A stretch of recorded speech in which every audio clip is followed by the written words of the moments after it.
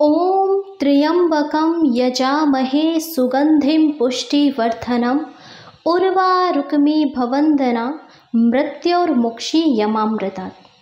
यह महादेव का प्रिय मंत्रों में से एक मंत्र है। इसका उच्चारण करने मात्र से ही भोलेनाथ प्रसन्न हो जाते हैं और मनचाही इच्छा पूरी करते हैं। वैसे तो भोलेनाथ इतने भोले हैं कि भक्तों की पुकार बहुत ही जल्द सुन लेते हैं। केवल एक लोटे जल से ही बहुत जल्द प्रसन्न हो जाते हैं और मनोकामनाएं पूर्ण करते हैं। यदि किसी कारणवश आप भोलेनाथ को अपनी बात ना कह सके, यदि आप चाहते हैं कि बात बहुत जल्द पूर्ण हो जाए और महादेव आपकी बात बहुत जल्दी सुने, तो इसका एकमात्र जरिया नंदी जी है। जी हाँ, कई बार भोलेनाथ समाधि में बैठे रहते हैं और भक्तों की जो बातें होती हैं वो उस समय नहीं सुनते, तो उस समय आपको नंदी जी के कान में अपनी इच्छा, अपनी बात कहनी चाहिए। ऐसा माना जाता है कि जब भोलेनाथ समाधि में बैठे हों तो नंदी जी उनके भक्तों की बातें महादेव से स्वयं कहते हैं। तो जितना हो सके आप अपनी बात जल्दी महादेव तक पहुंचाना चाहते हैं तो आप नंदी जी के कान में अपनी बात कहें। नंदी जी उस बात को महादेव तक बहुत ही जल्द पहुंचाते हैं। आज सोमवार का दिन है और मैं आज आपको भोलेनाथ की एक अत्यंत अद्भुत कथा सुनाने वाली हूँ। ऐसे तो महादेव की महिमा का कोई बखान ही नहीं है। महादेव इतने विशाल है, इतने कृपालु है, इतने दयालु है कि उनकी कृपा केवल एक लोटे जल से कोई भी प्राप्त कर सकता है। तो ऐसे ही एक साहूकार ने अपनी पूजा के जरिए भोलेनाथ की कृपा प्राप्त की और उन्हें मनचाहा वर भी मिला। तो आइए जानते हैं कि महादेव ने उस साहूकार पर अपनी कृपा कैसे बनाई। किसी नगर में एक धनी व्यापारी रहता था। दूर दूर तक उसका व्यापार फैला हुआ था। नगर के सभी लोग उस साहूकार का सम्मान करते थे। इतना सब कुछ संपन्न होने के बाद भी वह साहूकार बहुत दुखी था, क्योंकि उसका कोई पुत्र नहीं था, जिस कारण अपने मृत्यु के पश्चात व्यापार के उत्तराधिकारी की चिंता उसे हमेशा सताती रहती थी। पुत्र प्राप्ति की इच्छा से व्यापारी प्रत्येक सोमवार भगवान शिव की व्रत पूजा किया करता था और शाम के समय शिव मंदिर में जाकर शिवजी के सामने घी का दीपक जलाया करता था। उसकी भक्ति देखकर माँ पार्वती प्रसन्न हो गई और भगवान शिव से उस व्यापारी की मनोकामना पूर्ण करने का निवेदन किया। भगवान शिव बोले, इस संसार में सबको उसके कर्म के अनुसार फल की प्राप्ति होती है। जो प्राणी जैसा कर्म करते हैं उन्हें वैसा ही फल प्राप्त होता है। शिवजी द्वारा समझाने के बावजूद माँ पार्वती नहीं मानी और उस साहूकार की मनोकामना पूर्ति हेतु वे शिवजी से बार बार अनुरोध करती रही। अंततः माता के आग्रह को देखकर भगवान भोलेनाथ को उस व्यापारी को पुत्र प्राप्ति का वरदान देना ही पड़ा। वरदान देने के पश्चात भोलेनाथ माँ पार्वती से बोले, आपके आग्रह पर मैंने पुत्र प्राप्ति का वरदान तो दे दिया, परंतु इसका यह पुत्र केवल 16 वर्ष तक ही जीवित रहेगा। उसी रात भगवान शिव उस साहूकार को स्वप्न में दिखाई दिए और उसे पुत्र प्राप्ति का वरदान दिया और कहा कि तुम्हारा पुत्र केवल 16 वर्ष तक ही जीवित रहेगा। भगवान के वरदान से व्यापारी को ना तो खुशी हुई ना ही दुख हुआ, लेकिन पुत्र की अल्प आयु की चिंता उसे हमेशा सताती रही। व्यापारी पहले की तरह सोमवार के दिन भगवान शिव का विधिवत व्रत करता रहा।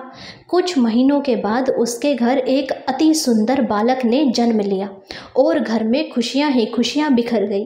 बहुत धूमधाम से पुत्र जन्म का समारोह मनाया गया, परंतु व्यापारी को पुत्र जन्म की अधिक खुशी नहीं हुई, क्योंकि उसे पुत्र की अल्प आयु के रहस्य का पता था कि जब पुत्र 16 वर्ष का होगा तो इसकी मृत्यु निश्चित है।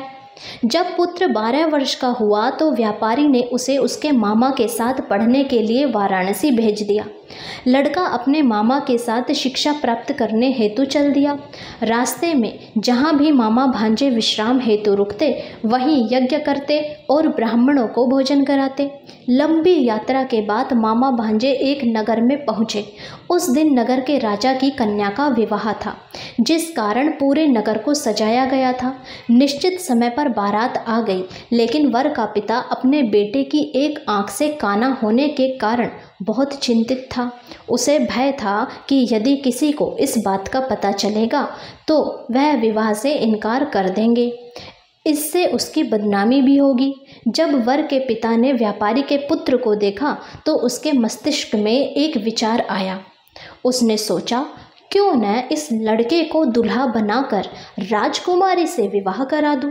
विवाह के बाद इसको धन देकर विदा कर दूंगा और मैं अपने बेटे के साथ राजकुमारी को अपने नगर ले जाऊंगा। वर के पिता ने लड़के के मामा को इस संबंध में बताते हुए मना लिया। मामा ने धन मिलने के लालच में वर के पिता की बात स्वीकार कर ली। लड़के को दूल्हे के वस्त्र पहनाकर राजकुमारी से विवाह करा दिया गया। राजा ने बहुत सारा धन देकर राजकुमारी को विदा किया। शादी के बाद लड़का जब राजकुमारी के साथ लौट रहा था तो वह सच नहीं छिपा सका और उसने राजकुमारी की ओढ़नी पर लिख दिया कि राजकुमारी, तुम्हारा विवाह मेरे साथ हुआ है। मैं तो वाराणसी पढ़ने के लिए जा रहा हूँ और अब तुम्हें जिस नवयुवक की पत्नी बनना पड़ेगा वह एक आंख से काना है।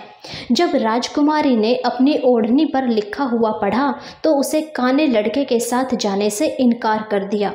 राजा को भी जब इस बात का पता चला तो उसने भी अपनी राजकुमारी को महल में ही रख लिया और उसकी विदाई नहीं की। उधर लड़का अपने मामा के साथ वाराणसी पहुंच गया और गुरुकुल में पढ़ना शुरू कर दिया। जब उसकी आयु 16 वर्ष की हुई तो उसने यज्ञ किया।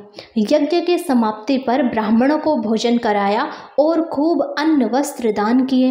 रात को वह अपने शयन कक्ष में सो गया।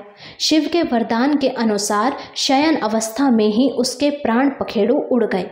सूर्य उदय पर मामा मृत भांजे को देखकर रोने पीटने लगा। आसपास के लोग भी एकत्र होकर दुख प्रकट करने लगे।